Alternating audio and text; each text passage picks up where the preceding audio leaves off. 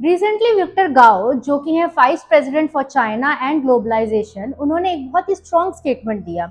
उन्होंने बोला कि जो इंडिया ने इंडस वाटर ट्रीटी को सस्पेंड करने का जो एक इरादा रखा है, अगर इंडिया ने ये कंटिन्यू रखा तो चाइना भी रिटेलिएट कर सकता है पाकिस्तान के बिहाफ पे।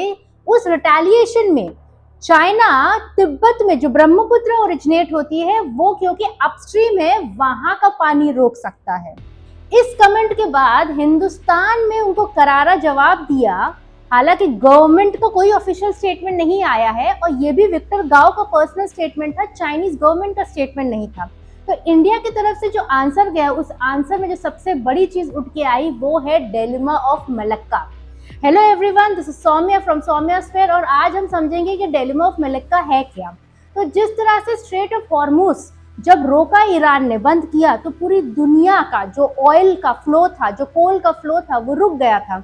उसी तरह से इंडिया के पास अपना एक खुद का स्ट्रेट ऑफ हॉर्मुज जैसा स्ट्रेट है। ये है स्ट्रेट ऑफ मलक्का जो लाई करता है अंडमान निकोबार आइलैंड्स के बीच में। ये बहुत ही पतला से एक नैरो स्ट्रेट है और इसके थ्रू चाइना का अप्रोक्सीमेटली 60 to 70% जो एक्सपोर्ट्स और इंपोर्ट्स होते हैं क्रूड ऑयल की एंड रिलेटेड प्रोडक्ट्स के, वो होता है। एक तरह से स्ट्रेट ऑफ मलक्का चाइना का इकोनॉमिक पावर को 90% सपोर्ट कर रहा है। तो आज हम समझते हैं कि ये स्ट्रेट ऑफ मलक्का किस तरह से चाइना के गले का कांटा बन गया है, किस तरह से चाइना इसको काउंटर करने की कोशिश कर रहा है और हर तरफ से उसको नाकामयाबियां ही मिल रही हैं, और किस तरह से इंडिया इस स्ट्रेट ऑफ मलक्का के ऊपर इनकैश कर पा रहा है और किस तरह से अपने को सिक्योर कर पा रहा है। आगे बढ़ने से पहले मैं रिक्वेस्ट करना चाहूंगी that please to subscribe our channel. आखिर स्ट्रेट ऑफ मलक्का चाइना के लिए इतना इंपॉर्टेंट है क्यों? चाइना का करीब करीब 80% of the total crude imports जो वो मिडिल ईस्ट से करता है, वो इसी स्ट्रेट ऑफ मलक्का के थ्रू होके चाइना पहुंचता है। इसके अलावा जो चाइना का टोटल एक्सपोर्ट्स और इंपोर्ट्स हैं, जो भी उनका बिजनेस है, जो वाटर के थ्रू होता है, ओशंस के थ्रू होता है, वो more than 60% straight of Malacca के थ्रू ही होता है। इस वजह से जो चाइना की इकोनॉमी है वो हाईली डिपेंडेंट है स्ट्रेट ऑफ मलक्का पे, और स्ट्रेट ऑफ मलक्का को इंडिया बड़ी आसानी से कंट्रोल कर सकता है। इसके बाद जो स्ट्रेट ऑफ मलक्का का सबसे नैरोएस्ट पॉइंट है वो सिर्फ 2.8 किलोमीटर्स वाइड है। इसका मतलब अगर कोई भी एक्सीडेंट हो जाता है, अगर कोई भी वॉर लाइक सिनेरियोज होते हैं या कोई हाई टेंशन सिनेरियोज होते हैं, तो बड़े ही आराम से स्ट्रेट ऑफ मलक्का को भी इंडिया ब्लॉक कर सकता है, या कोई भी कंट्री इंडिया को साथ कंट्रीब्यूट कर सकती है उसको ब्लॉक करने में। और अगर स्ट्रेट ऑफ मलक्का हो गया ब्लॉक, तो चाइना की इकोनॉमी बिल्कुल ही हिल जाएगी। उसके क्रूड ऑयल इंपोर्ट्स जो किसी भी देश का एक बेस होता है, वो करीब करीब खत्म हो जाएगा। और यही वजह है कि चाइना हर तरह के ऑल्टरनेटिव ढूंढने की कोशिश करता रहता है ताकि ये जो डिलेमा ऑफ मलक्का है इसको खत्म किया जा सके। स्ट्रेट ऑफ मलक्का पे जो चाइना का हेवी डिपेंडेंस है उसको चाइना खत्म कर सके, पर ऐसा हो नहीं पा रहा है। तो स्ट्रेट ऑफ मलक्का की जो ये प्रॉब्लम है, चैलेंज है, इसको काउंटर करने की जो सबसे ज्यादा उम्मीद लगाई थी वो चाइना ने लगाई थी पाकिस्तान से, और वो था through China Pakistan economic corridor CPEC। अब ये एक कॉरिडोर बनाया है चाइना ने जो वेस्ट चाइना से शुरू होता है और पाकिस्तान के थ्रू होता हुआ पहुंचता है ग्वादार पोर्ट तक। अब इससे चाइना को उम्मीद थी कि ये वेस्ट चाइना को डायरेक्टली लिंक कर देगा अरेबियन सी से वाया रोड, लेकिन ये कॉरिडोर 2015 में जब बनना शुरू हुआ और ये जब ऑपरेशनल हुआ, उसके बाद से उस तरह से इफेक्टिवली ऑपरेट नहीं कर पाया जैसा चाइना एक्सपेक्ट कर रहा था। इस स्पेसिफिक कॉरिडोर पे चाइना को झेलना पड़ रहा है बहुत ज्यादा security challenges, economic challenges, political challenges और लॉजिस्टिकल चैलेंजेस। अब यहाँ पे जो सबसे बड़ा चैलेंज है वो सिक्योरिटी रिलेटेड चैलेंज है। तो ये कॉरिडोर पास होता है बलूचिस्तान से। अब बलूचिस्तान में जो बलूच लिबरेशन आर्मी है, जो सेपरेटिस्ट ग्रुप्स हैं, वो हर टाइम पे ये जो चाइनीज नेशनल्स हैं, वर्कर्स हैं, इंजीनियर्स हैं, जो चाइनीज इंफ्रास्ट्रक्चर चाइना डेवलप करने की कोशिश कर रहा है ग्वादार पोर्ट के आसपास और इस कॉरिडोर में, उसको बार बार अटैक करते हैं। इतना ज्यादा अटैक करते हैं चाइनीज नेशनल्स को और इतना ज्यादा उनको हानि पहुंचती है कि पाकिस्तान को कई हजार आर्मी के सैनिक वहां तैनात करने पड़ते हैं सिर्फ इन चाइनीज ऑफिशियल्स की प्रोटेक्शन के लिए। इस वजह से यहाँ पे बहुत ज्यादा कॉस्ट लग रहा है पाकिस्तान का भी, और चाइना बहुत ज्यादा डिस्करेज हो रहा है यहाँ पे और ज्यादा इन्वेस्ट करने से। तो इस तरह से सिक्योरिटी की वजह से इस कॉरिडोर को पूरी तरह से यूज कर नहीं पा रहा है चाइना। जो दूसरे बड़े चैलेंजेस हैं वो पाकिस्तान की वजह से हैं। अब ग्वादार पोर्ट पे चाइना इन्वेस्ट तो कर रहा है और बलूच उसको इन्वेस्टमेंट को पूरा नहीं होने दे रहे हैं। इसके अलावा ग्वादार पोर्ट के आसपास कोई भी बड़ी इंडस्ट्रीज नहीं है। साथ ही में इतनी अच्छी पोजीशन होने के बावजूद भी पाकिस्तान इस पोर्ट पे ना ही लगातार इलेक्ट्रिसिटी प्रोवाइड करा पाता है और ना ही लगातार फ्रेश वाटर प्रोवाइड करा पाता है। इस पोर्ट पे अच्छे से लॉजिस्टिक स्टोरेज भी नहीं है, कोई स्टोरेज फैसिलिटीज भी नहीं है। इन वजहों से जो भी इंटरनेशनल लॉजिस्टिक कंपनीज हैं या जो दूसरी कंट्रीज हैं वो इस पोर्ट को यूज करने में बहुत ज्यादा कतराती हैं।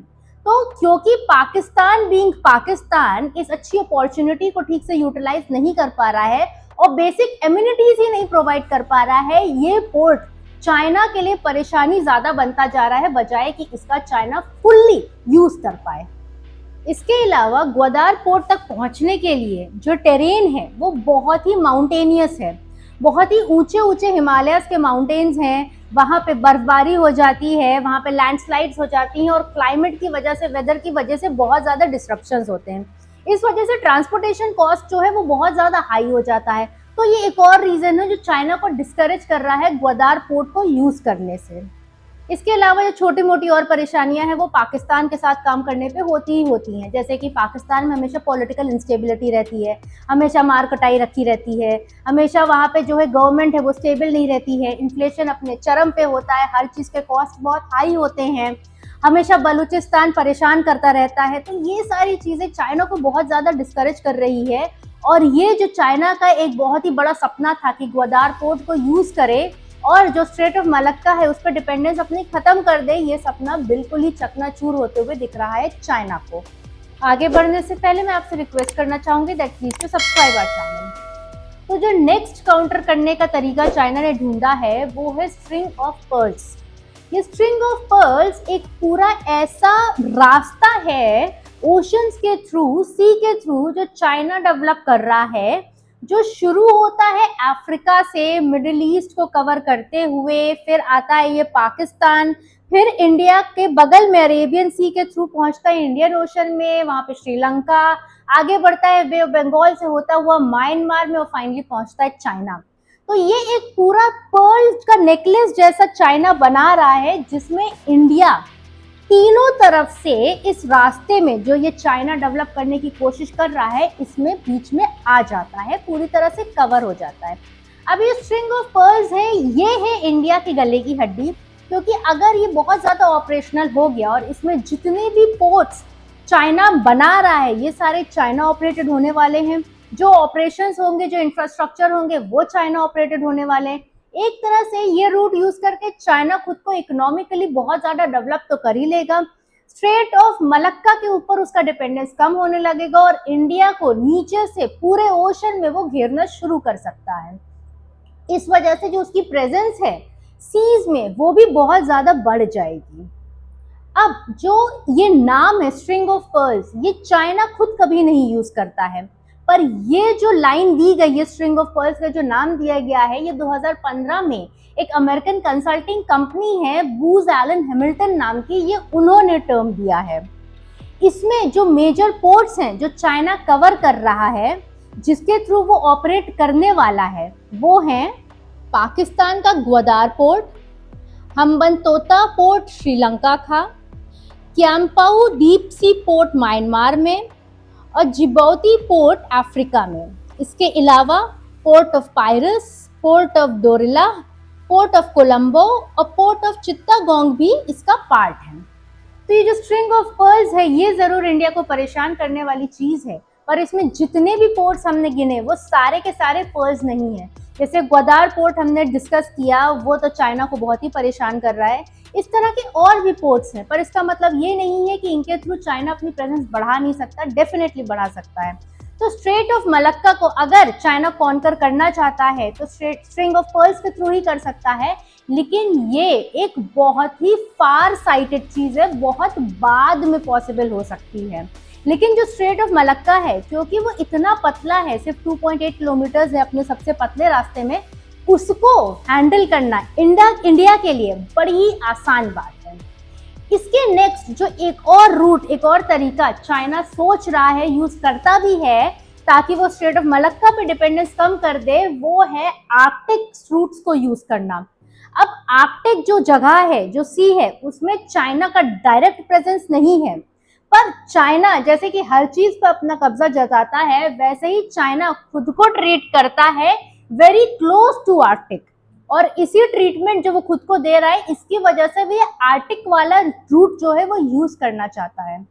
अब जब भी गर्मी का समय होता है, जब बर्फ पिघल रही होती है, तो ये जो आर्कटिक रूट है, इसके थोड़े बहुत रास्तों को यूज किया जा सकता है, क्योंकि वहां पे बर्फ कम होती है।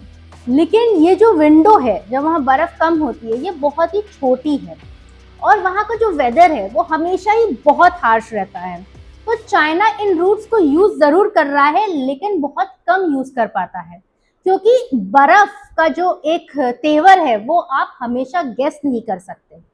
कितनी पिघलेगी, पिघलेगी कि नहीं पिघलेगी, वापस कितनी जल्दी जम जाएगी, और इन रूट्स पे आगे बढ़ते हुए आपको क्या क्या फेस करना पड़ेगा, ये चीजें पहले से नहीं बताई जा सकती हैं।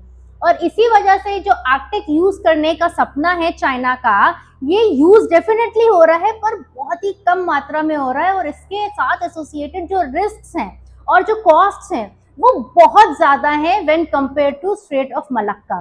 तो अभी भी इस रूट को भी अगर चाइना यूज कर भी लेता है किसी भी तरह से, तो उसकी जो कॉस्टिंग है और जो रिस्क है वो बहुत ज्यादा हो जाएगा, और फिर से चाइना को डिपेंड होना पड़ रहा है स्ट्रेट ऑफ मलक्का के ऊपर।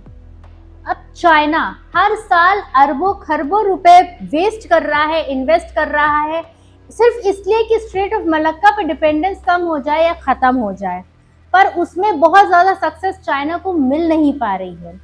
इसी के विपरीत इंडिया की जो जियोग्राफिक प्रेजेंस है वो कंट्रोल करती है स्ट्रेट ऑफ मलक्का को, और इसी को पूरी तरह से यूटिलाइज करने के लिए, इसको पूरी तरह से कंट्रोल करने के लिए, और चाइना का जो सी में प्रेजेंस है उसको रोकने के लिए, उसको कम करने के लिए जो इंडिया ने काम उठाया है, जो कदम उठाया है, वो है द ग्रेट निकोबार प्रोजेक्ट।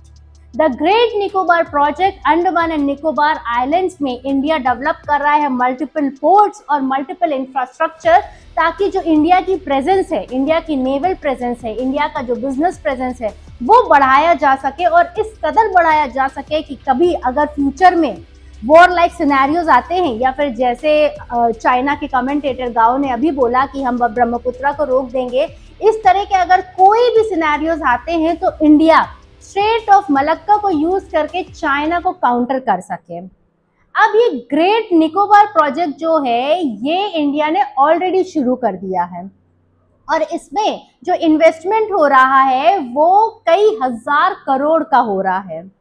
इसको काउंटर करने की चाइना बहुत ज्यादा कोशिश कर रहा है। किस तरह से? इस तरह से कि वो इन्वायरमेंटल रिलेटेड इश्यूज वहां बहुत क्रिएट करता है। हालांकि ये प्रोजेक्ट शुरू हो चुका है, इसमें इन्वेस्टमेंट शुरू हो चुका है, और इंडिया ने हर तरह का इन्वायरमेंटल क्लियरेंस ले भी लिया है, फिर भी बहुत सारे सवाल चाइना उठवाता है अपने अलग अलग सोर्सेज से, जिसमें सबसे पहली चीज़ है कि इन्वायरमेंट को बहुत ज़्यादा क्षति पहुंचेगी, जिसके काउंटर में इंडिया ने बोल दिया है कि हर तरह के स्टेप्स हम ले रहे हैं।